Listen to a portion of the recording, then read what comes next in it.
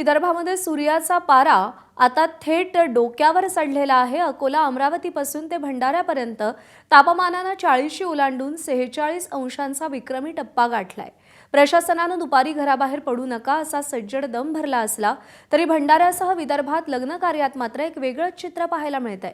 उन्हाच्या असह्य झळा बसत असल्या तरी त्याची तमा किंवा जीवाची काळजी न घेता जवळच्या व्यक्तीचं किंवा मित्राचं लग्न पुन्हा होणार नाही असं म्हणत तरुणाई रखरखत्या उन्हात रस्त्यावरती बेधुंद होऊन डान्स करतानाचं चित्र पाहायला मिळतंय। विदर्भामध्ये यावर्षी विक्रमी तापमानाची नोंद होत आहे। अकोला शहर 47 अंश सेल्सिअस, अमरावतीमध्ये 46, त्यानंतर वर्धा, यवतमाळ, चंद्रपूर आणि भंडारा, नागपूरमध्ये 44 अंशापेक्षा अधिकचा पाराची नोंद केली आहे। सूर्य प्रखरपणे तप्त होत आहे, तापत आहे।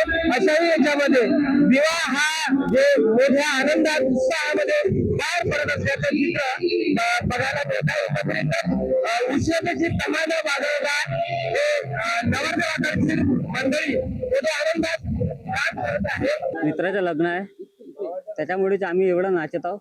कारण की लग्न एकदाच होते जीवनात आणि भावाचं लग्न आहे, एकदम भंडारा आहे, तर काय करावं, गरम तर राहणार। विदर्भ आपण विना गरमीनं काम होते का?